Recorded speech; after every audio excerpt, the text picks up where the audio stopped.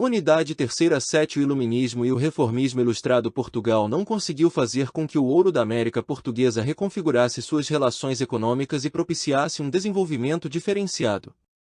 As questões europeias faziam com que as relações fossem complicadas e o jogo das grandes potências era cada vez maior. Ao mesmo tempo, as ideias mudavam. O século XVIII é caracterizado como século das luzes. A partir da razão, passou-se a acreditar que o homem podia explicar o mundo. Esse século teve como ponto de partida a crise de consciência europeia, analisada por Paul Hazard, na qual a crise do conhecimento imanente levou ao nascimento do método a partir da dúvida, fazendo surgir um novo rumo intelectual e cultural. Todo o clericalismo passou a ser criticado. O racionalismo e o cientificismo foram exaltados, e o exemplo mais forte disso foi a enciclopédia, tentativa de reunir todo o conhecimento da época. Enciclopédia era um esforço enorme de reunir todo o conhecimento, como explica Eric J. Hobsbawm. A obra em questão tinha uma proporção muito maior. A grande enciclopédia de Diderot e D'Alembert não era simplesmente um compêndio do pensamento político e social progressista, mas do progresso 134 História do Brasil, colônia científico e tecnológico. Pois, de fato, o iluminismo, a convicção no progresso do conhecimento humano, na racionalidade, na riqueza e no controle sobre a natureza, de que estava profundamente imbuído o século XVIII, derivou sua força primordialmente do evidente progresso da produção, do comércio e da racionalidade econômica e científica que se acreditava estar associada a ambos. E seus maiores campeões eram as classes economicamente mais progressistas. Era esse o contexto econômico fundamental para a burguesia. Seus empreendimentos geravam grandes acumulações e seu destaque era indiscutível. Mais do que isso, os burgueses sabiam que o Estado absolutista era sustentado por suas atividades, mas a sociedade permanecia com valores estamentais, ou seja, preponderava o nascimento.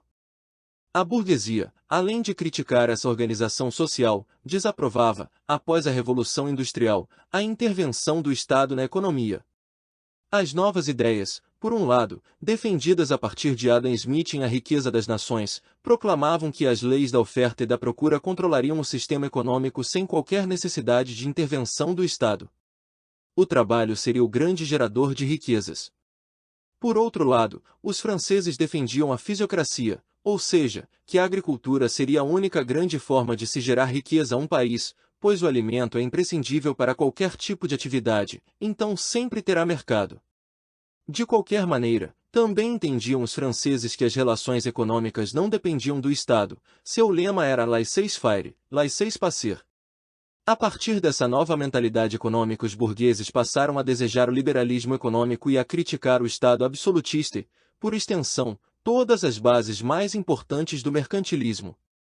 Mais do que isso, aspiravam a uma sociedade de direitos capaz de garantir a liberdade, a igualdade, a propriedade e a rebelião contra qualquer tirania.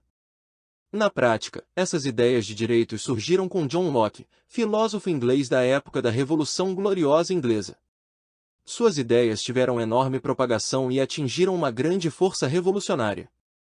A força das ideias iluministas atingiu níveis impressionantes. Na política, dois grandes autores se destacaram. Montesquieu, com sua obra O Espírito das Leis, defendia que a única forma de se garantir a harmonia política eram as leis, e com elas, a divisão de poderes, o executivo, o legislativo e o judiciário, com suas funções específicas, são capazes de garantir autonomia e dependência ao mesmo tempo. Já Jean-Jacques Rousseau defendia a bondade do homem em seu estado natural e a legitimação do poder relacionada a um contrato social feito pelos homens em nome de todos, daí a vontade geral de permitir a garantia da liberdade. Nesse aspecto, Rousseau foi uma grande exceção, defendia a vontade geral, ao passo que os outros pensadores entendiam que uma minoria letrada era quem deveria participar da política. Observação na prática. Podemos considerar as ideias iluministas como precursoras da sociedade de direitos e Rousseau como o pai da democracia moderna, a vontade geral elegendo seus representantes no poder. Claro que, na prática, essas ideias atingiram forças variadas ao longo da Europa e da América. A estrutura do antigo regime, em todos os seus aspectos, estava em jogo. Os elementos mais fortes de seu desmoronamento floresceram nesse momento: a Revolução Industrial, a Revolução Americana e a Revolução Francesa. Lembrete é fundamental retomar que o antigo regime da época moderna era radicalmente oposto às ideias baseadas no iluminismo. A era dos grandes reis era baseada em perspectivas teológicas, mas o iluminismo combatia essa visão tendo como análise o puro uso da razão. Para o que nos interessa aqui, por ora, basta dizer que o capitalismo industrial nasceu com a Revolução Industrial. O uso da máquina transformou completamente o processo produtivo. A riqueza passou a ser vista como infinita. Tudo dependia da sua produtividade. As relações econômicas poderiam ser promovidas em todos os lugares e se garantiriam os seus valores, já que a oferta aumentava, pela abertura de mercados. Foi a partir daí que a Inglaterra se tornou um país liberal por excelência. Esse eco bateria de frente com os valores protecionistas do mercantilismo e do antigo sistema colonial. Estava, então, estabelecida a crise do antigo sistema colonial, absolutamente sistêmica em sua essência. Variou a maneira como as novas ideias alcançaram diversos países. Em alguns, milhares foram contagiados. Em outros, as monarquias europeias se aproveitaram dos novas ideias para uma tentativa de reformar o Estado absolutista a fim de promover o desenvolvimento econômico e social. Entretanto, nesse último caso, nunca se pensava em alterar as relações políticas. Havia um enorme temor de governos representativos ou, mais adiante, da propagação do ideário da Revolução Francesa. Esse movimento ficou conhecido como despotismo esclarecido. Dois dos países que promoveram esse sistema foram justamente os ibéricos. Observação: o despotismo esclarecido tinha contradições claras. Um exemplo era a defesa básica dos iluministas do princípio da explicação racional para todas as instituições, o que não ocorreria com o poder do monarca, garantido pela teoria do direito divino, como vimos. Até a segunda metade do século XVIII, a Península Ibérica estava mergulhada no Barroco. A especificidade da Ilustração na região foi a condução controlada pelo Estado, filtrando as ideias segundo seus interesses. A circulação de livros era restrita, pois somente aqueles que obtivessem a autorização da Inquisição poderiam ter determinadas obras iluministas. Todavia, não podemos deixar de mencionar a existência de contrabando de ideias, que não era visto pela Inquisição. Guardado, fechado, entretanto, não podia permanecer de modo absoluto. Por um motivo ou outro os homens circulam para fora da península, e com os homens as ideias. 136 História do Brasil Colônia. Os pensadores iluministas da Península Ibérica são chamados de estrangeirados por terem vivido parte de suas vidas em outros países europeus e terem, assim, mantido contato e se tornado adeptos de ideias da Ilustração que corriam naqueles lugares. Eles teriam sido os responsáveis por trazer o iluminismo para Portugal e Espanha.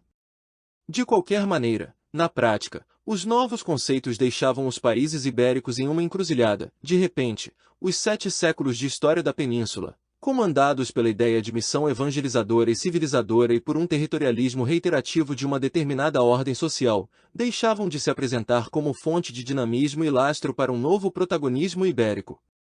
As possibilidades de um renascimento pareciam residir fora do passado e da tradição, deslocadas para o novo horizonte que se consolidava na Europa.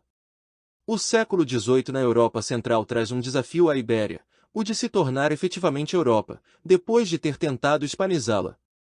Esse novo tempo era visto a partir de um movimento de modernização para a Península Ibérica com base na reforma do Estado e numa reorganização política e econômica das possessões no continente americano, ou seja, em questões de Estado, com as medidas pombalinas e a reforma dos Bourbons.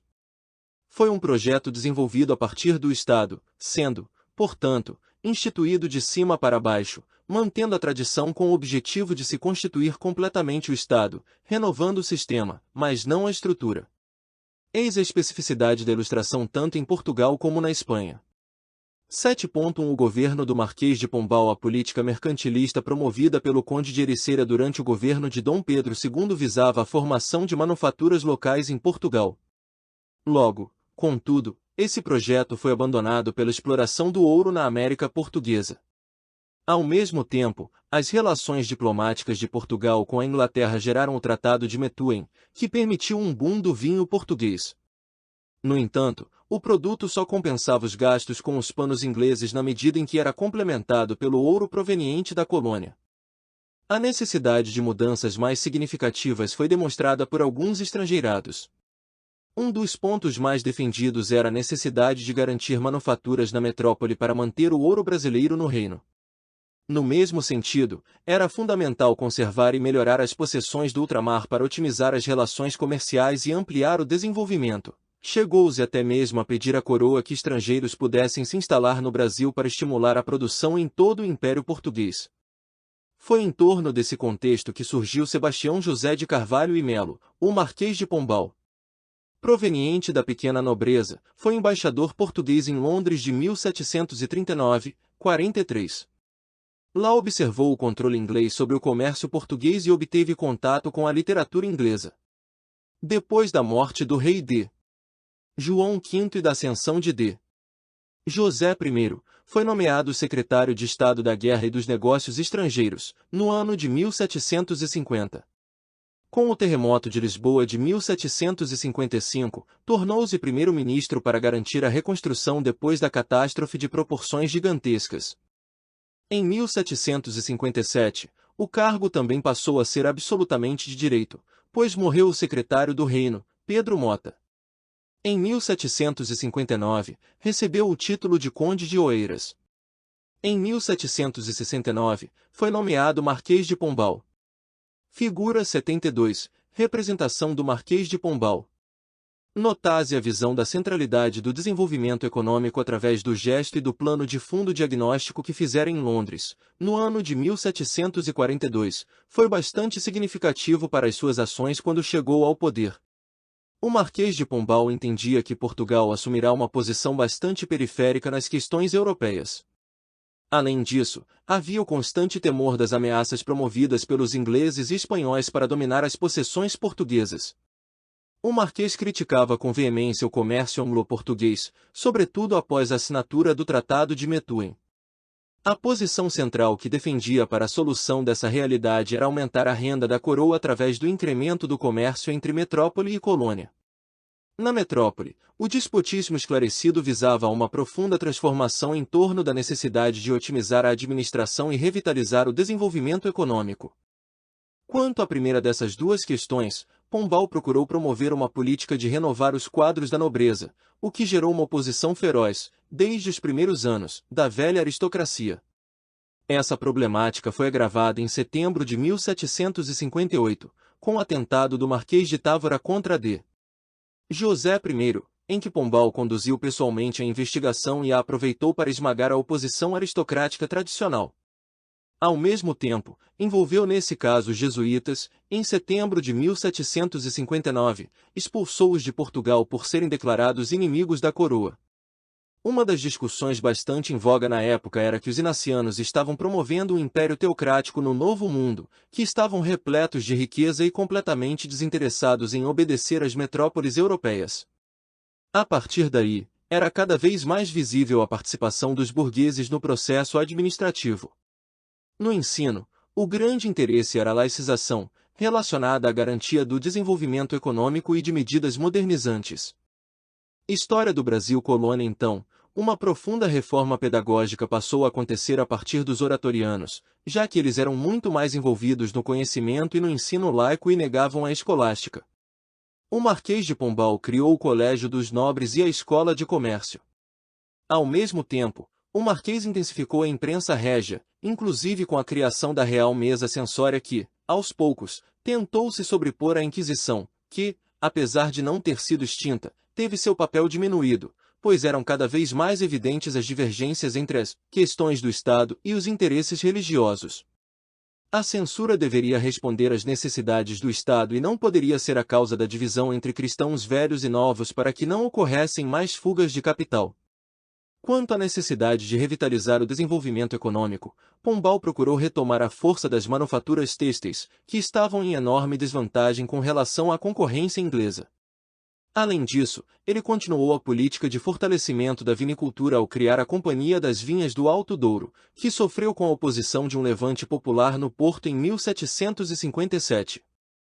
De qualquer modo, era a colônia o local central das medidas pombalinas. O fortalecimento do poder do Estado daria prioridade para a política colonial. Os meses iniciais da administração foram dedicados às preocupações geopolíticas. Era básico, para a expansão econômica, garantir a extensão do império. E, assim, Pombal acabou por negociar o Tratado de Madrid de 1750. A questão remetia à importância do comércio do Sul e do contato do contrabando da prata. Com a definição desenvolvida, o território da América Portuguesa foi bastante ampliado, garantindo, nesse primeiro momento, os domínios dos sertões e a presença bastante significativa no Sul.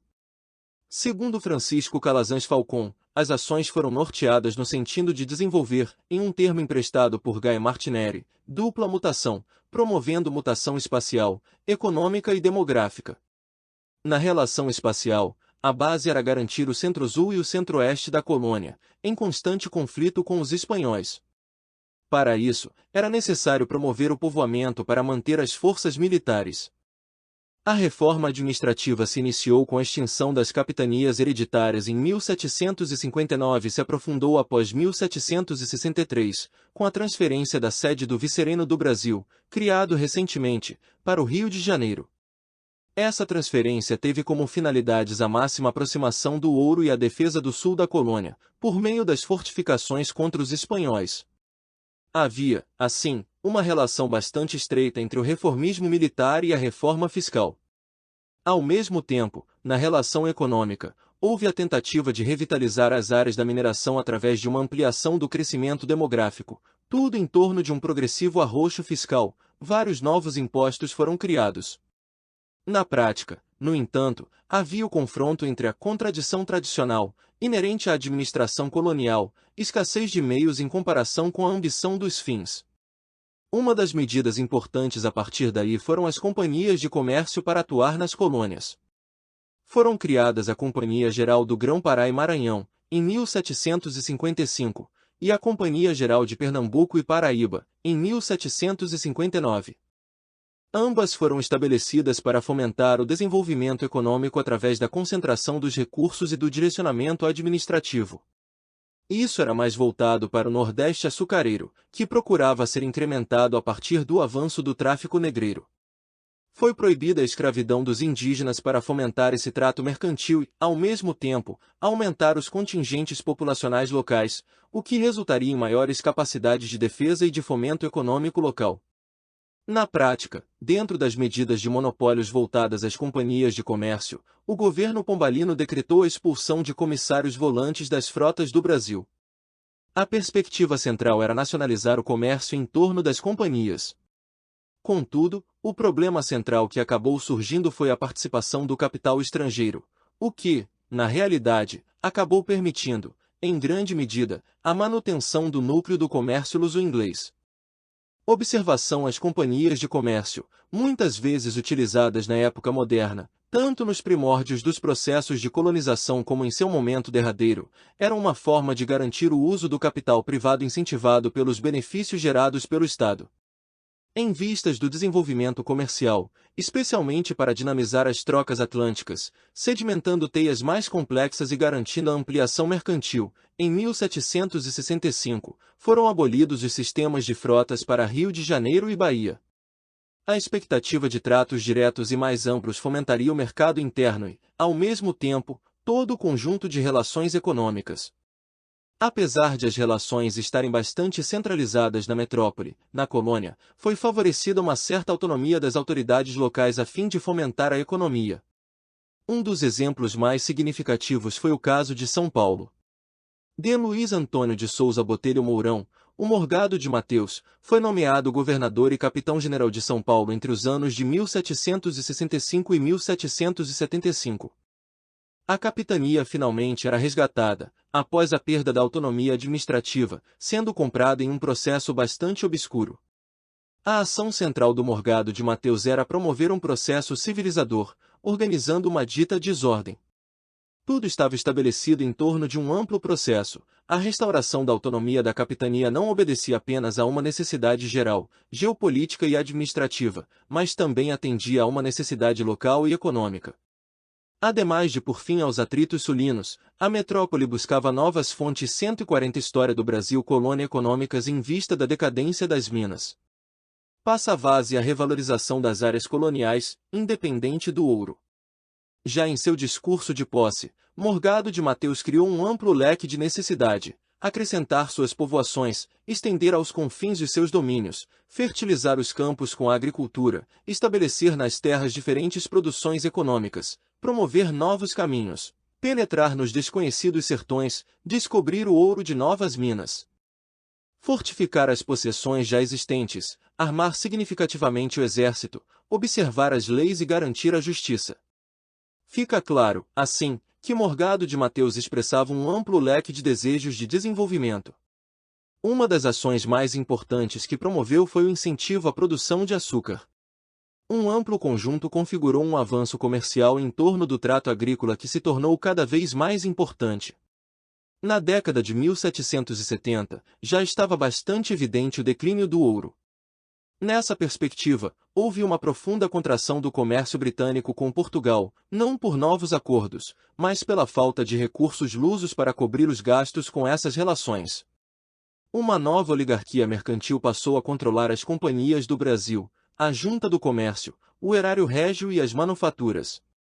Não foi à toa que o governo pombalino procurou cooptar as elites locais para nova estrutura administrativa e militar capaz de fomentar a garantia do último respiro do sonho de reestruturação da antiga grandeza do Império Português.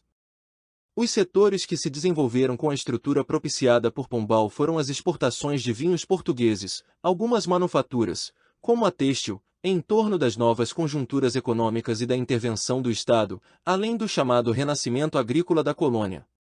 Esse renascimento, caracterizado como a última fase da economia colonial do Brasil, teve como base o impulso das exportações do açúcar, do tabaco e do algodão.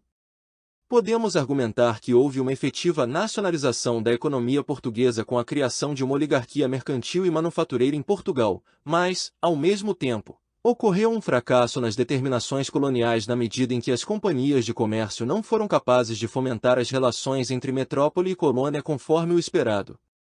Contudo, ainda nessa reestruturação, é inegável que um profundo impacto foi visto nas estruturas coloniais. As relações atlânticas foram bastante ampliadas e o Brasil passou a contar, cada vez mais, com um ativo mercado interno e diversificado, se comparado a outros momentos da colonização. Era, assim, o momento derradeiro da economia colonial, pois logo essas novas estruturas seriam alteradas, ampliadas e redimensionadas em torno da chegada da corte. Novos tempos, novos ares, o fim do período de relações de dominação e subordinação estava próximo. 7.2 Os Tratados de Limites. A colônia do Sacramento, grande marco da presença portuguesa no Sul, foi fundada, em 1680, para garantir o contrabando da prata do Alto Peru. Ela retomava os vínculos comerciais com Buenos Aires, desfrutados durante a União Ibérica. Ao mesmo tempo, havia ainda o interesse pelo gado das vacarias da Banda Oriental e pelo acesso ao mercado de erva mate. A colônia foi tomada por tropas de Buenos Aires e índios guaranis missioneiros em 1681, mas foi devolvida aos portugueses em 1683. Mais uma vez, voltou para as mãos dos espanhóis, em 1705, após um grande cerco. Mais tarde, foi retomada pelos portugueses devido aos termos do Tratado de Utrecht, de 1715, foi a chamada Segunda Fundação. Já era prevista, então, a possibilidade de uma troca, pois Portugal sabia que tinha escassez de gente e não desejava alarmar os espanhóis. Os portugueses passaram, no início do século XVIII, a cobiçar o gado das grandes vacarias, utilizado para o abastecimento interno, e para o uso do couro.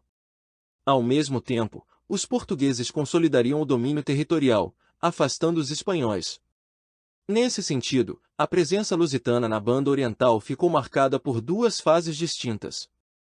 A primeira, de 1716 até 1737, foi um momento de expansão do entorno agrícola, sobretudo do trigo, além da exploração do gado da Banda Oriental, ocasião em que Montevidéu foi fundada e logo tomada pelos espanhóis. A segunda, ocorrida após 1737, foi baseada nas relações comerciais do porto, principalmente do contrabando, já que os entornos agrícolas haviam sido destruídos pelos espanhóis. Uma nova conjuntura metropolitana surgiu com a ascensão de Alexandre de Gusmão, brasileiro, secretário do rei D. João V e membro do Conselho Ultramarino, grande responsável pelo convencimento da corte espanhola da presença portuguesa nos sertões. Ele criou uma política de fixação dos limites defensáveis, além de se basear no direito do uti possidetis, cada parte há de se fixar com o que atualmente possui. Alexandre produziu ainda um grande esforço para a coleta e reunião de informações geográficas que pudessem informar a corte, inclusive com o envio de padres matemáticos. Figura 73. A figura de Alexandre de Gusmão foi de grande importância na assinatura do Tratado de Madrid na prática. O momento diplomático era favorável. O novo monarca espanhol, Fernando VI, era casado com de Maria Bárbara de Bragança, filha do rei português de João V. Em 1749, 142 História do Brasil Colônia. O mapa das cortes atenuava as perdas sofridas pelo lado espanhol, através de inexatidões. O Tratado de Madrid, então, fez a troca condicional de Sacramento, território português, por 7 povos das missões, espanhol. O sucesso da diplomacia portuguesa, assim, era dado na garantia do afastamento dos espanhóis da costa brasileira e na preservação do domínio das grandes vacarias do sul. No entanto, os jesuítas espanhóis não acataram a decisão diplomática e desencadearam as guerras guaraníticas, que, inclusive, geraram resistência também na Amazônia. Figura 74. As fronteiras do Tratado de Madrid, garantindo a Portugal um amplo domínio, inclusive de 7 povos das missões. Apesar da entrega da colônia do Sacramento aos espanhóis, os tratados posteriores foram bastante variados e estavam relacionados às disputas europeias e às mudanças reais. Em 1761, o Tratado de El Pardo revogou o de Madrid, fazendo voltar a valer a linha de Tordesilhas. Com as disputas da Guerra dos 7 Anos, Portugal e Espanha ficaram em lados opostos e os espanhóis invadiram e ocuparam a colônia do Sacramento em 1762. Com o Tratado de Paris, de 1763, que deu fim à guerra, Sacramento foi devolvida aos portugueses, que ainda mantiveram a região do Rio Grande.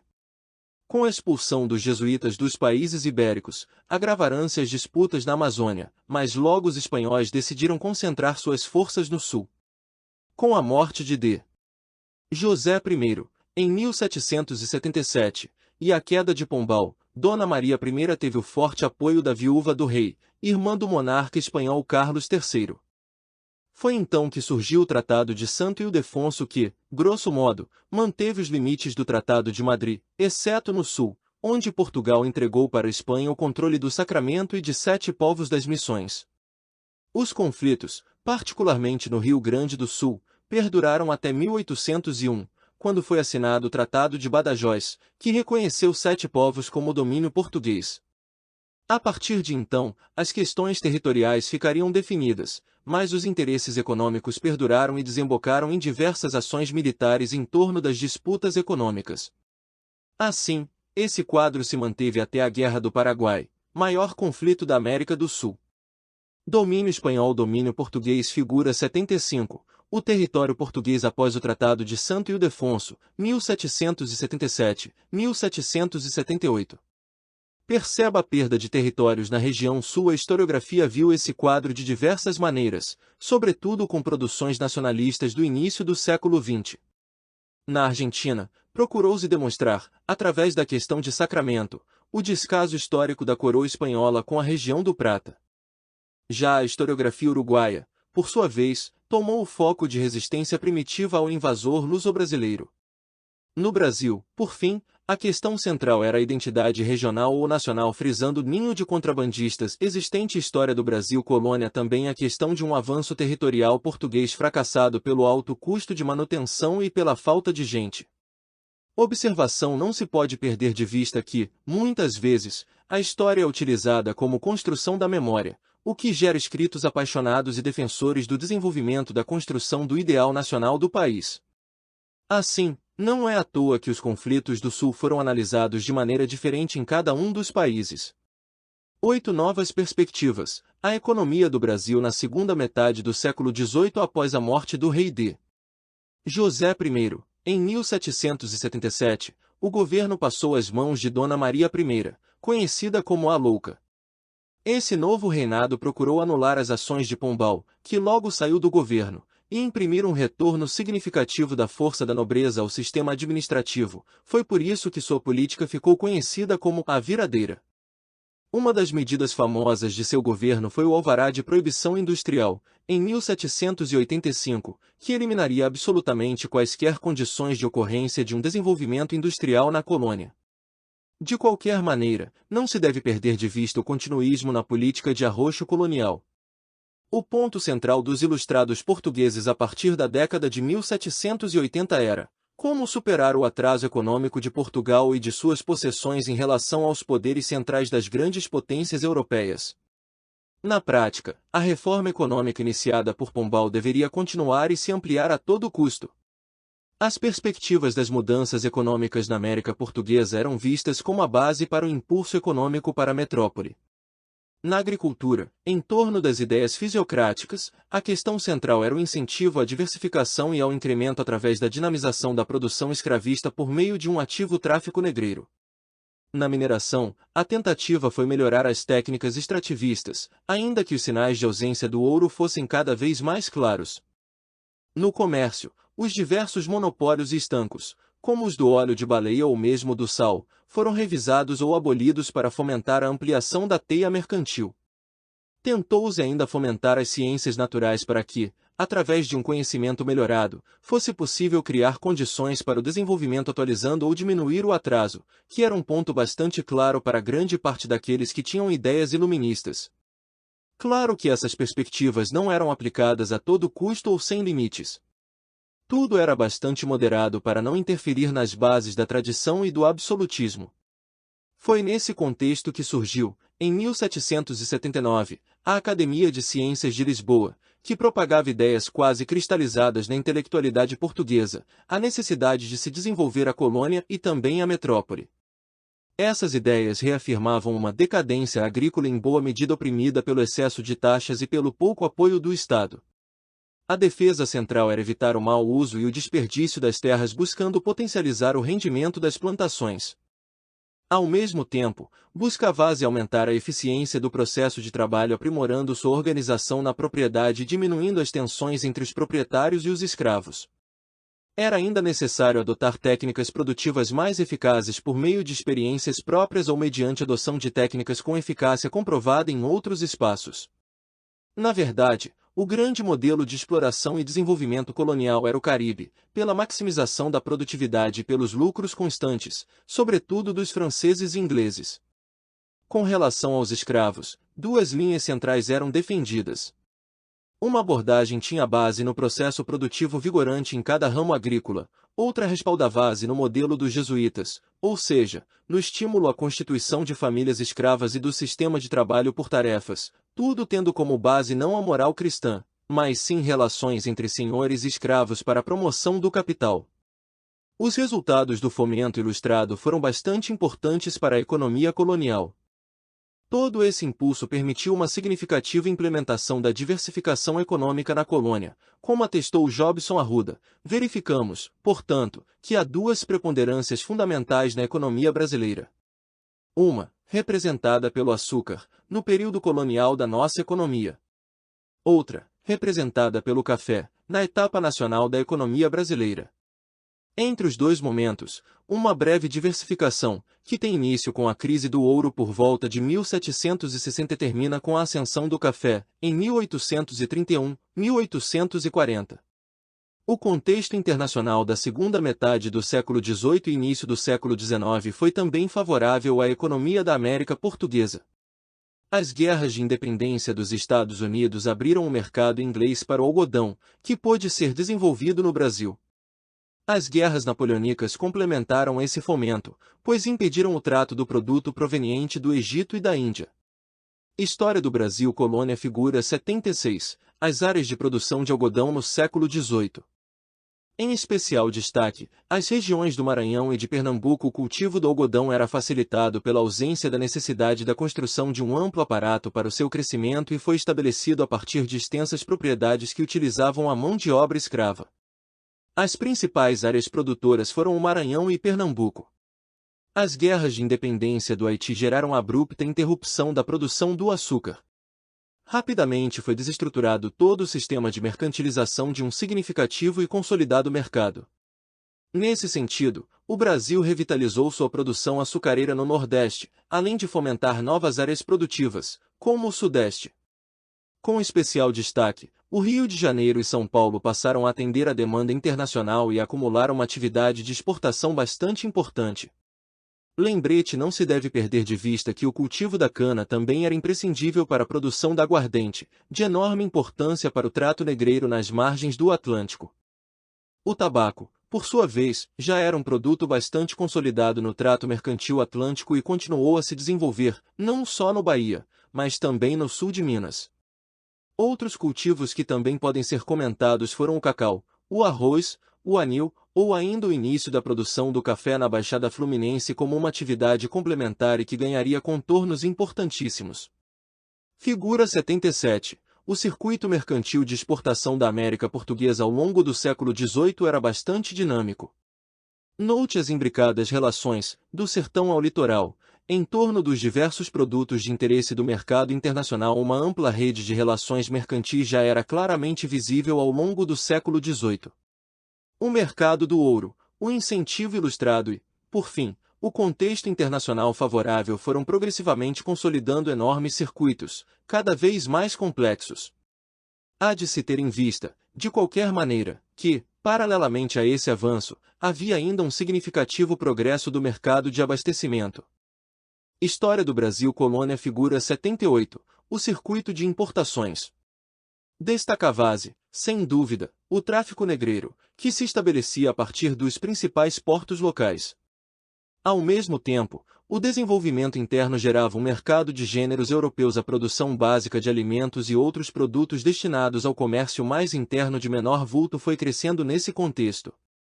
Havia uma imbricada relação, como argumenta Stuart Schwartz, historicamente, no Brasil, a produção de roceiros e escravos, ou, com maior exatidão, a agricultura de subsistência e a de exportação, estavam intimamente ligadas numa relação complexa, multidimensional e em mutação histórica.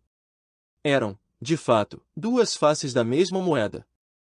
O incremento das atividades de exportação, além do aumento dos centros urbanos, permitia um mercado em constante ascensão, o que interligava o trato tanto das grandes lavouras como também de pequenos agricultores. Assim, em vez da dicotomia entre os roceiros arcaicos e a produção dinâmica para exportação, esses dois setores tornarão-se intimamente ligados. O que é digno de nota em fins do período colonial é a capitalização progressiva da agricultura de subsistência, comprovada pelo uso cada vez maior de escravos na produção de alimentos, mesmo pelos pequenos produtores rurais. Essa era uma realidade muito maior no Brasil do que a imagem cristalizada das grandes propriedades escravistas nos moldes do mercantilismo da época moderna, e que, inclusive, predominava no território português, já que muitos viviam com a presença ou não da mão de obra escrava e, muitas vezes ainda, trabalhavam ao lado de seus cativos, com vistas à sobrevivência e gerando uma realidade completamente diferente. Ricardo de Carlo, ao analisar o impacto do açúcar para o território paulista, argumentou que é bastante seguro afirmar, portanto, que o alicerce da agricultura paulista continuou sendo a produção de alimentos, que se expandia paralelamente às culturas de exportação entre o final do século XVIII e a primeira metade do século XIX.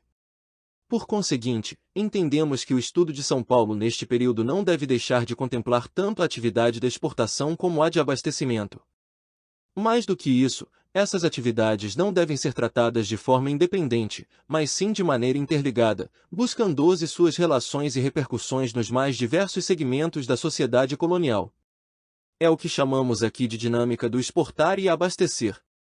Não devemos perder de vista as imbricadas relações que fomentaram o desenvolvimento econômico do momento derradeiro da economia colonial. Inclusive, um debate acerca de novas interpretações da importância do mercado interno e do status social que tinha a aristocratização como um projeto no Brasil, para alguns, até se contrapondo à lógica do antigo sistema colonial. Saiba mais. Para uma análise mais profunda sobre o tema, veja o estudo de Ricardo de Carlo, Rua F. de Exportar e Abastecer, População e Comércio em Santos, 1775, 1836. Dissertação, Faculdade de Filosofia, Letras e Ciências Humanas, Universidade de São Paulo, 2011. Sem dúvida, a colônia, nos idos derradeiros do século XVIII, tinha uma dinâmica cada vez mais importante. Ao se procurar promover a revitalização econômica para garantir as relações exclusivas da metrópole, era inevitável o avanço do desenvolvimento colonial. E, nesse mesmo contexto, o antigo regime estava em crise. Uma crise estrutural, já que todas as suas bases estavam sendo atacadas pelo iluminismo e pelas revoluções burguesas. Novas ideias se propagavam, ainda que as amarras coloniais tentassem atingir suas maiores forças. Os movimentos de rebeldia estampavam essas novas perspectivas. História do Brasil Colônia 8.1 Revoltas emancipacionistas. O endurecimento da política colonial a partir das ideias das reformas pombalinas acentuava as diferenciações entre as elites locais e as perspectivas de exploração metropolitanas. A propagação da filosofia iluminista fomentava críticas às bases da estrutura da época moderna. Ao mesmo tempo, eram cada vez maiores os valores propostos pelas chamadas revoluções burguesas. A Revolução Industrial fomentou o liberalismo e, por conseguinte, os ataques aos monopólios do antigo sistema colonial em torno da intervenção do Estado na economia. Acreditava-se que a riqueza estava na produção industrial e essa só poderia se expandir na medida em que angariasse um crescente mercado consumidor. A Revolução Americana foi o modelo de independência para as elites da América. O processo da primeira colônia a se libertar do jugo opressor da metrópole europeia alterou as relações políticas, mas parou por aí. Nada mais das estruturas econômicas ou sociais foi significativamente modificado. Contudo, seu exemplo trazia a esperança do sonho de liberdade possível. A Revolução Francesa, por sua vez, era o exemplo da condução burguesa, cada vez mais em ascensão, atacando os privilégios de alguns em busca dos ideais de liberdade e igualdade perante a lei. Figura 79. A simbologia da Revolução Francesa teve um alcance enorme.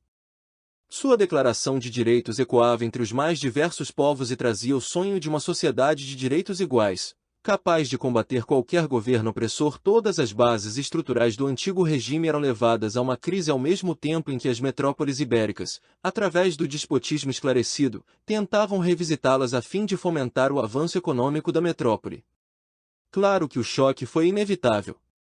No contexto da rebelião pelo grande fiscalismo e opressão do ouro, do aumento do domínio administrativo português e da propagação dos ideais iluministas a partir da Revolução Americana, a primeira manifestação foi a Inconfidência Mineira, de 1789. José Joaquim da Maia, influenciado pelas ideias iluministas, procurou o apoio de Thomas Jefferson. Ele era um dos estudantes da América Portuguesa na Europa e compôs o grupo dos líderes do movimento. Nessa coligação, ainda estavam alguns padres e militares, dentre eles, Joaquim José da Silva Xavier, o Tiradentes. Figura 80. Joaquim José da Silva Xavier se tornou o primeiro grande herói da formação da memória de nossa história. Há de se entender que esse grupo tinha diversas relações com a metrópole, eram funcionários em determinadas atribuições da exploração aurífera, ou mesmo em atividades paralelas, como a arrematação de impostos, que era delegada a particulares desde a criação da Junta da Fazenda de Minas, no governo pombalino, eram ainda empregados nas manifestações do poder local, promovido pelas câmaras. É significativo que, na medida em que a produção do ouro já não era como a de 50 anos antes, o fiscalismo e os interesses portugueses passassem a ser vistos como radicalmente diferentes dos da elite local.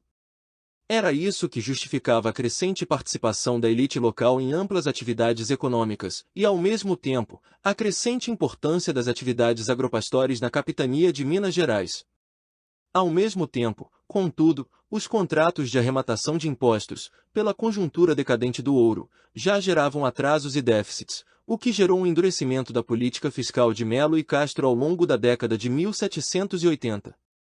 Visando garantir, a todo custo, a cobrança dos quintos, dos dízimos e as entradas dos atrasados, o governador Cunha de Menezes e o visconde de Barbacena acabaram por levar parte substantiva da elite a planejar o levante anticolonial.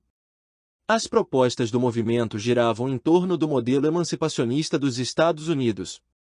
Ou seja, Visa Vaz primeiro garantir a ruptura dos vínculos coloniais com Portugal e, depois, formar uma república tendo como capital a cidade de São João del Rei. Chegou-se a definir uma bandeira e um lema Libertas quaes será tamen, liberdade ainda que tardia. Como um movimento de uma elite razoavelmente restrita, o projeto baseava-se no ideal de emancipação nos moldes da formação dos Estados Unidos, quer dizer, sem um caráter social, ou seja, a abolição da escravidão. As ideias do movimento, assim, foram crescendo no Brasil. História do Brasil colônia por meio de gazetas de notícias trazidas por comerciantes ou contrabandistas estrangeiros. Os ideais de 1776 penetraram de início alguns núcleos do litoral, onde fascinaram principalmente setores do comércio, descontentes com os monopólios e com as restrições impostas pela metrópole portuguesa e ansiosos por estabelecer relações de comércio direto com a Inglaterra. Por intermédio de estudantes brasileiros que voltavam da Europa, esses ideais se infiltraram nas elites descontentes ou empobrecidas do interior do país. No entanto, o projeto não saiu do papel. Antes de sua eclosão propriamente dita, o movimento foi delatado por alguns de seus participantes, Joaquim Silvério dos Reis, Brito Malheiros e Inácio Correia Pamplona, que receberiam perdão por suas dívidas com a coroa. Um amplo processo de averiguação, devassa, no dizer da época, foi estabelecido até 1792. A determinação final foi que apenas Tiradentes fosse condenado à morte. A figura do Tiradentes é um tema bastante interessante para se compreender a relação entre história e memória. Durante a formação do Império do Brasil, sua imagem foi quase esquecida. Em grande parte, essa perspectiva foi difundida na medida em que a imagem de formação do nosso país era vista quase como uma continuidade da de Portugal, já que os herdeiros da coroa lusa ficaram com o poder no Brasil. A guinada na visão acerca de Tiradentes só foi sentida com a proclamação da República. A partir desse evento, foi necessário resgatar um herói do separatismo para mostrar que o sonho de uma real transformação e liberdade já era sentido havia séculos. Daí a ruptura total só ter sido promovida realmente a partir de 15 de novembro de 1889. Figura 81. O quadro de Leopoldino de Faria exalta a figura de Tiradentes no momento de sua comutação da pena de morte. Destaca-se sua construção mítica, valorosa, como o baluarte da liberdade. Exemplo de aplicação. Você é capaz de problematizar outro fato histórico brasileiro que foi visto e revisto em torno dos valores de história e memória? Outro movimento importante foi a Conjuração do Rio de Janeiro, em 1794. Ali, na prática, houve uma união muito mais intelectual em discursos pela necessidade da liberdade. São elucidativas as ideias do patriota republicano em 1791, há de ser naqueles tempos, em que todo o novo hemisfério se há de dividir todo, em duas repúblicas, uma compreendendo todo o norte, outra todo o meio-dia. Queira Deus que isto suceda sem efusão de sangue, eu então já dormirei no Senhor. Observação. Patriota republicano era o pseudônimo adotado para a propagação das ideias da Conjuração do Rio de Janeiro. As ideias eram bastante debatidas na sociedade literária, liderada por Mariano José Pereira da Fonseca. Em grande medida, os conceitos discutidos orbitavam eram em torno da Revolução Francesa. Os principais representantes chegaram a ser presos, mas, por falta de provas, poucos anos depois foram soltos. De qualquer forma, a sedição mais radical foi a Conjuração dos Alfaiates, na Bahia. Esse movimento, de 1798, teve como grande influência os ideais da Revolução Francesa e a propagação da liberdade e da igualdade. Há de se compreender que o final do século XVIII trazia novas relações econômico-sociais na Bahia. As conturbações ocorridas em São Domingos e o vácuo no mercado mundial de artigos tropicais abriram caminho para o estímulo à produção açucareira e aumentaram as tensões na teia escravista, bem como a sua percepção pelas elites senhoriais. Na prática, um amplo projeto estava em curso com o movimento baiano. Além dos ataques ao reformismo ilustrado, tendo como base o sonho do livre comércio, a abertura dos portos, ou mesmo melhores perspectivas na colônia, como o aumento dos soldos, havia ainda uma perspectiva maior com a proposta da abolição da escravidão e a adoção do regime republicano de governo. Um espectro social mais amplo participava da sedição, desde escravos e negros forros até artesãos, soldados, mestiços ou ainda senhores de engenho e liberais. Tratava-se de um movimento de algo essencialmente novo, Como aponta Svan Jankso, nem residia novidade na dimensão imediatamente política do acontecimento, já que, antes, seja em Minas Gerais, comprovadamente, ou no Rio de Janeiro, história do Brasil colônia supostamente, grupos de diversa configuração social consideraram a hipótese de alteração do sistema político que rege a colônia e foram objeto de repressão. Em ambos os casos, porém, não havia sido rompido o limite da publicidade das intenções sediciosas, e principalmente, em ambos os casos os limites sociais das articulações políticas não confrontavam a ordem social prescrita, permanecendo longe do aventar o grande risco da irrupção no socialmente restrito cenário da política daqueles cuja condição, a grande massa da população, lhes negava por princípio esse acesso. A repressão ao movimento gerou enforcamentos e degredos. Contudo, parte de seus líderes continuou na vida pública. Talvez o caso mais importante seja o de Cipriano Barata, médico da cidade de Salvador que foi deputado do Brasil nas Cortes em Lisboa, jornalista e revolucionário. E assim, desembocando numa proposta de aliança de classes que não se reconheciam nela, o movimento sedicioso baiano de 1798 configurou, no plano da luta política, a forma extremada de rejeição do arbítrio colonial nos quadros do antigo regime. Na verdade, apesar de ter atingido o nível da ação política, em pouco tempo conseguiu ultrapassar o plano imediato das tensões, isto é, dos desdobramentos, na curta duração, das contradições fundamentais do sistema contra o qual se debatia. Nesse sentido, representou um momento da acumulação de experiência política que informaria a prática futura de homens e classes que, num futuro não muito remoto, num outro contexto histórico, resolveriam as contradições que, na Bahia de 1798, levaram um grupo de homens a desafiarem o império. Figura 82. O retrato do liberal Cipriano Barata, figura de destaque nas ideias de liberdade e república no Brasil. Saiba mais para entender o quadro da crise do antigo sistema colonial. Não deixe de ler a obra completa de Jankso e Na Bahia, contra o Império, História do Ensaio da Sedição de 1798. São Paulo, Bahia, o Citec, Edufa, 1996. Outra ação de intelectuais em busca da emancipação foi a Conspiração dos Suassunas, ocorrida em Pernambuco, no ano de 1801. Alguns de seus principais líderes eram membros importantes da Igreja Católica, como o padre Manuel Arruda Câmara, fundador de uma sociedade secreta chamada de Sociedade do Aerópago de Itambé, ou mesmo os irmãos Francisco de Paula, Luís Francisco e José Francisco de Paula Cavalcante de Albuquerque, proprietários do engenho que daria nome ao movimento. Contudo, antes que algo além da discussão das propostas pudesse ocorrer, uma denúncia levou as autoridades a prender os envolvidos que, apesar disso, em pouco tempo foram soltos. Por fim, outro movimento de caráter emancipacionista foi a Revolução Pernambucana, de 1817. Nela já se demonstraram fortemente relações com a transferência da corte para o Brasil e com os impostos para a formação de um amplo aparato de desenvolvimento para a corte no Rio de Janeiro, inclusive, ganhando outras províncias brasileiras. História do Brasil colônia. Na realidade, as relações da coroa com Pernambuco eram bastante específicas depois da expulsão dos holandeses. Em boa medida, a região ficou com o direito informal de ser tratada de maneira singular pela metrópole. Depois de algumas insurreições específicas de alguns militares, que acabaram presos, uma forte reação surgiu. O governador fugiu. Em 7 de março, eclodiu o movimento, que conseguiu permanecer no poder até 19 de maio. A Revolução Pernambucana era um movimento de busca de autonomia regional e de ideais republicanos, apesar de alguns membros da liderança serem pró-monarquia. Os envolvidos eram inspirados pela Revolução Francesa, em um processo muito mais simbólico de liberdade e igualdade, e também pela Revolução Americana, sobretudo em torno da necessidade de serem tratados de maneira unitarista. Ou seja, procuravam garantir que os impostos provenientes do Rio de Janeiro parassem de ser tão opressores e, ao mesmo tempo, que pudessem gerar maiores benefícios para Pernambuco.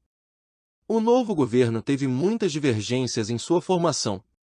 Inicialmente, uma junta governaria até 3 anos e seria responsável pelos poderes executivo e legislativo, propondo artigos que deveriam ser aprovados pelas câmaras municipais. Essas câmaras eram elitizadas, como vimos, e passavam, assim, a ter um poder ainda maior. Em um ano deveria ser formada uma Assembleia Constituinte. Uma das discussões recorrentes era o fim da escravidão. No entanto, quando a proposta estava na Câmara, devido ao fato de ela ser formada por um grupo de elite, a perspectiva foi desviada para uma abolição lenta e gradual a fim de que, num primeiro momento, seus interesses não fossem diretamente afetados. Havia ainda a discussão da representatividade em uma base republicana. As câmaras não desejavam permitir uma ampla representatividade, já que isso prejudicaria seus interesses de elite econômica. Figura 84. A bandeira do movimento pernambucano de 1817. A simbologia trazia os ideais de paz, amizade e união. O movimento de repressão foi financiado pelas elites da Bahia e do Rio de Janeiro pelo temor da força de irradiação dos ideais promovidos a partir de Pernambuco. Contudo, o cerne do problema da montagem do governo revolucionário foi a divergência das elites da região. De um lado, estavam os tradicionais produtores de açúcar da Mata Sul, que haviam retomado sua pujança produtiva com a desarticulação do Haiti. De outro, havia o crescimento do algodão com o processo de independência dos Estados Unidos, na região da Mata Norte de Pernambuco. Esses dois grupos possuíam circuitos políticos e econômicos diferentes. Comerciantes de açúcar continuavam a ser portugueses ligados à coroa. Já o algodão saía do Brasil via comércio inglês. A Revolução de 1817 foi feita pela Mata Norte e debelada pela força gerada pela Mata Sul. As elites das demais regiões temiam a perda dos circuitos mercantis e também a força do tráfico negreiro. Exemplo de aplicação: esteja atento às particularidades dos maiores movimentos em torno de um ideário de independência no Brasil. Procure elencar por que adquiriam feições tão diferenciadas. 8.2 A vinda da família real. Apesar da crescente insatisfação com os mandos e desmandos da coroa, nenhum movimento local foi forte o bastante para acabar com o sistema colonial. A crise, contudo, era evidente. De qualquer forma, no alvorecer do século XIX, a Europa passou a viver um contexto inteiramente novo, a Era Napoleônica. Para entender esse contexto, são significativas as palavras de Eric Hobsbawm. Como homem ele era inquestionavelmente muito brilhante, versátil, inteligente e imaginativo, embora o poder o tivesse tornado sórdido. Como general, não teve igual. Como governante, foi um planejador, chefe e executivo soberbamente eficiente e um intelectual suficientemente completo para entender e supervisionar o que seus subordinados faziam. Figura 85. A força da figura de Napoleão marcou completamente o século XIX. Na imagem, repare a construção em torno de um estadista. História do Brasil colônia. Esse desenvolvimento, para o que nos interessa aqui, alterou substancialmente as relações políticas da Europa. A França de Napoleão teve um sucesso gigantesco por terra. Venceu a coalização de opositores e sua influência alcançou terras da Península Ibérica até a Rússia. No mar, no entanto, Napoleão procurou vencer seu maior inimigo, a Inglaterra. Contudo, a Batalha de Trafalgar marcou a derrocada das forças navais francesas. Após esse momento, o único modo que parecia haver para derrotar a Grã-Bretanha era a pressão econômica, e isso Napoleão tentou fazer eficazmente através do sistema continental. O bloqueio continental, imposto por Napoleão, proibia qualquer país de comercializar com a Inglaterra. E no meio dessa disputa de gigantes estava Portugal. Tradicional parceiro dos ingleses, a nação lusitana passou a sofrer com a pressão francesa. Por quase 2 anos, os lusos conseguiram promover uma política de neutralidade. Contudo, no momento decisivo, no final do ano de 1807, decidiram partir com a corte para o Brasil, através da escolta inglesa. A família real e a corte chegaram a Salvador no início de 1808, no dia 22 de janeiro. Desembarcaram no dia seguinte. Calculase que mais de 15.000 pessoas totalizavam a corte que chegava ao Novo Mundo. Apesar dos desejos dos baianos de que a corte se instalasse ali, João decidiu ir até o Rio de Janeiro, capital da colônia. Havia a necessidade da construção de um amplo sistema para abastecer a família real e a aristocracia. Palácios foram criados, outros foram simplesmente entregues pela elite local, que financiava a coroa com doações em troca de cargos nas novas instituições, ou mesmo de direitos, títulos ou casamentos. Já de início, no ano de 1808, a coroa decidiu abrir os portos às nações amigas de Portugal para fomentar seu abastecimento. Era o fim do chamado Pacto Colonial. Pouco depois, o alvará de permissão industrial procurou desenvolver esforços para o substantivo aumento de mercado que a coroa procurava. Claro que a vinda da corte propiciou um enorme incremento no mercado de abastecimento do Brasil. Ao mesmo tempo, um amplo leque de medidas era visto, déspotas esclarecidos e fisiocratas iludiam-se exagerando os recursos das novas terras e estavam tomados pela febre dos melhoramentos materiais. Reservavam privilégios para o Centro-Sul, onde se instalara a corte.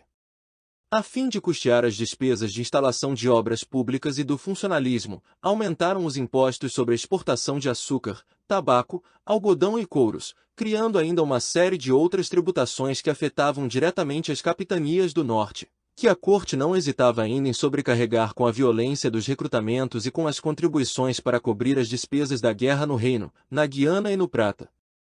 Para governadores e funcionários das várias capitanias, parecia a mesma coisa dirigirem-se para Lisboa ou para o Rio de Janeiro. Em 1810, a coroa assinou 2 tratados com os ingleses. O Tratado de Aliança e Amizade garantia relações de cooperação e apoio. Já o de Comércio e Navegação, por sua vez, permitiu tarifas preferenciais aos produtos ingleses. Os produtos de qualquer país amigo pagavam 24% de impostos alfandegários ad valorem. Os portugueses, por sua vez, teriam uma taxa de 16%. Os ingleses, contudo, apenas 15%. Logo uma enxurrada de produtos ingleses dominou os mercados do Brasil e fomentou a derrocada da burguesia lusa ou mesmo o incentivo industrial local. Um grande fomento econômico foi buscado com a fundação do Banco do Brasil. Foi gerado um amplo incentivo ao desenvolvimento da saúde e da educação. No entanto, foi na cultura que o impacto da vinda da corte foi ainda mais sentido. Foram inaugurados o Teatro Real de São João e a Real Biblioteca. A imprensa foi autorizada a existir. Além disso, houve a famosa vinda da missão artística francesa para dar a aparência de uma capital europeia ao Rio de Janeiro e fomentar o espírito das letras no Brasil. No plano externo, a corte adotou uma política externa agressiva ao dominar a Guiana Francesa como uma represália ao ataque em Portugal. Além disso, dominou a Cisplatina, dentro da disputa geopolítica do comércio do Sul. No entanto, foi em 1815 que os passos finais da colonização foram vistos.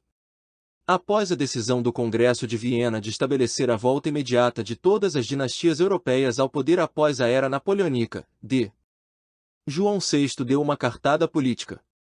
Ele levou o Brasil a Reino Unido. Na prática, essa ação retirava o Brasil da condição de colônia. A ideia com essa atitude era, ao mesmo tempo em que a família real se garantia frente às questões da política europeia, contentar as elites brasileiras e justificar a corte no Brasil.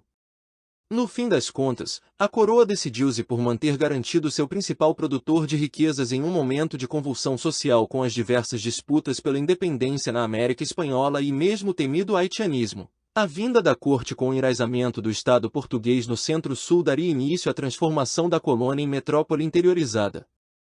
Seria essa a única solução aceitável para as classes dominantes em meio à insegurança que lhes inspiravam as contradições da sociedade colonial, agravadas pela fermentação mais generalizada no mundo inteiro na época, que a Santa Aliança e a ideologia da Contra-Revolução na Europa não chegavam a dominar. Pode-se dizer que esse processo, que parte do Rio de Janeiro e do Centro-Sul, somente se consolidaria com a centralização política realizada por homens como Caixas, Bernardo de Vasconcelos, Visconde do Uruguai, consumando-se politicamente com o Marquês de Paraná e o Ministério da Conciliação. Observação: o temor do haitianismo era que um processo de independência pudesse ocorrer de modo semelhante ao do Haiti. Ali o movimento foi duplo, político e social. Os escravos conseguiram derrubar o poder instituído e promover uma verdadeira transformação da ordem social com a abolição da escravidão e a morte dos brancos. 160 História do Brasil colônia era o fim do status colonial e a interiorização da metrópole. Iniciava-se, assim, um novo capítulo da nossa história. A formação do nosso país. A história de nossa independência, assunto para os nossos próximos estudos. Resumo: o século XVIII alterou todas as bases modernas, pois a Europa passou por profundas transformações. A Revolução Industrial trazia à tona um novo sistema capitalista, baseado no valor da produção. A produtividade alcançaria níveis impressionantes e promoveria os valores do liberalismo. No bojo desse processo, a filosofia racionalista dos homens das luzes criticava toda a estrutura do antigo regime, em torno da ascensão, agora bastante evidente e consolidada, da burguesia. O poder absolutista não era mais justificado e os privilégios da nobreza eram profundamente combatidos, bem como o intervencionismo estatal. Essas ideias geravam a crise do antigo sistema colonial. As coroas ibéricas ainda tentaram um último suspiro de arroxo colonial com as medidas do reformismo ilustrado. Obtiveram um sucesso parcial, temporário, já que serviram, em contrapartida, para revelar a acentuada divergência de interesses entre os dois lados do Atlântico. Assim, as revoltas proliferaram. De especial destaque para Portugal foi o governo do Marquês de Pombal. Baseado na transformação da administração e da otimização da exploração, atacou a nobreza e a igreja e procurou, de diversas formas, fazer com que a América Portuguesa pudesse obter mais recursos. Foi em torno desse momento que as fronteiras da América Portuguesa, através de uma hábil política pombalina, conseguiram ganhar contornos muito maiores do que os adquiridos nos séculos XV e XVI. No entanto, as ideias ilustradas ganhavam ainda mais terreno. Um marco desse momento foi justamente o nascimento de modelos capazes de influenciar todo o continente. Quando a coroa britânica tentou alterar as bases estruturais da colonização da América do Norte, aqueles que já haviam desfrutado do gosto da liberdade não aceitaram perdê-la. Com isso, surgiu a primeira colônia independente. O modelo da esperança da liberdade entre todos os países da América, contudo, inclusive por ter sido um processo de elite, não alterou as relações sociais e econômicas. Por fim, a Revolução Francesa revelava a luta para acabar com a opressão e os privilégios e demonstrava a força da condução burguesa na luta pelo fim do antigo regime. Em meio a esse contexto surgiram as revoltas emancipacionistas na América Portuguesa. Dois movimentos tiveram maior destaque: o mineiro e o baiano. O primeiro, bastante influenciado pelo modelo dos Estados Unidos, reuniu membros da elite em torno de um projeto de república e manutenção da escravidão. Teve como estupim a decadência das minas e o enrijecimento da exploração dos impostos promovido pela coroa. O segundo foi profundamente baseado nos ideais mais apaixonados da Revolução Francesa. Envolvendo diversos elementos, inclusive vários populares, o movimento sonhou com uma república, mas com igualdade social e abolição da escravidão. Nenhum deles teve força suficiente para angariar grande sucesso. A conjuntura europeia foi radicalmente afetada no início do século XIX pela Era Napoleônica. A força do grande imperador Napoleão fez com que a família real portuguesa e toda a sua corte, por causa de sua parceira com os inimigos franceses, os ingleses, fugissem para a América. A partir de então as relações entre metrópole e colônia nunca mais foram as mesmas, e o processo de independência do Brasil ganhou contornos cada vez mais claros. Os interesses dos lados do Atlântico se tornavam evidentemente divergentes.